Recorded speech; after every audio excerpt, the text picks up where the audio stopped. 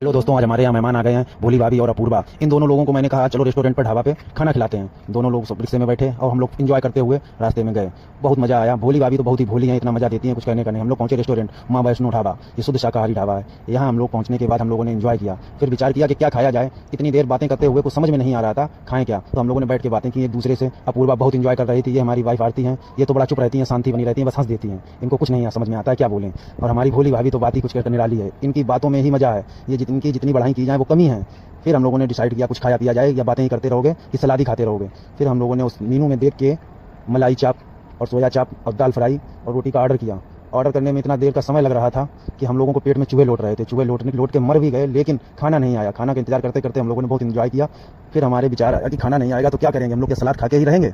लेकिन कुछ देर इंतजार करने के बाद खाना वाले ने बताया खाना बहुत जल्द तुम्हारे पास आ जाएगा। तब तक भोली भाभी ने अपनी बातें बताई कि कानपुर में कहाँ घूमने की जगह है। तो मैंने कहा तुम्हें कल कानपुर में घुमाऊंगा, आज खाना खा के घर चलो। लेकिन उन्होंने विचार किया आज नहीं खाएंगे खाना। लेकिन पानी वाला पानी धर के चला गया और पानी पी के ही काम चलाना पड़ेगा आज। गुस्सा तो बहुत आ रही थी कि उसको रेस्टोरेंट वाले को पकड़ के मारें। आखिरकार हम लोगों के पास खाना आ गया। हम लोगों का खाना देखकर मुंह में पानी आ गया। अपूर्वा तो बहुत खुश हो गई, तुरंत खाने लगी।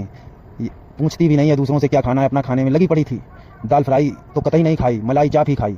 और भोली भाभी ने कुछ नहीं खाया, बस टेस्ट किया और बोली मैं नहीं खाऊंगी, मैं बहुत अफरी हूँ। और सारा खाना चट कर गई अपूर्वा, हम लोगों से बिना पूछे बताए। धीरे धीरे करके पूरा खाना खाने के बाद पूरी प्लेट साफ कर दी। टिश्यू पेपर को भी फाड़ के खाने की कगार पे थी, लेकिन उसने टिश्यू पेपर नहीं खा पाया। ये तो बड़ा चुप थी। और हम लोगों ने इस तरीके से खाना खाया। फिर हम लोग उठ के चलने की तैयारी करने लगे। विचार कर रहे थे कि अब क्या किया जाए, लेकिन अपूर्वा तो प्लेट लेके भी जाने की तैयारी कर रही थी।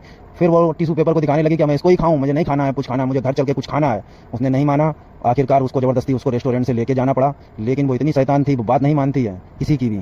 और फिर हम लोग रेस्टोरेंट से बाहर निकले और चल दिए। जब घर के लिए चल रहे थे, लेकिन बहुत गुस्से में अपूर्वा थी, उसकी बात समझ में नहीं आ रही थी। हम लोगों ने रास्ते में बड़ा एंजॉय किया और घर चलने लगे।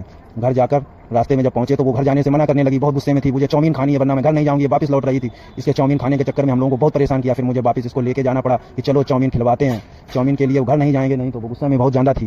गुस्सा उसका काबू नहीं हो पाया, तो मुझे चाउमीन की दुकान पर जाना पड़ा। जब चाउमीन की शॉप पे गए तो उसको चाउमीन खिलाने के लिए मुझे परेशान कर रही थी। चाउमीन भी खत्म होने को थी, लास्ट चाउमीन उसके लिए बच गई। फिर मैंने उसे चाउमीन लिवाई। ये लड़की इतनी शैतान है, बात नहीं मानती है।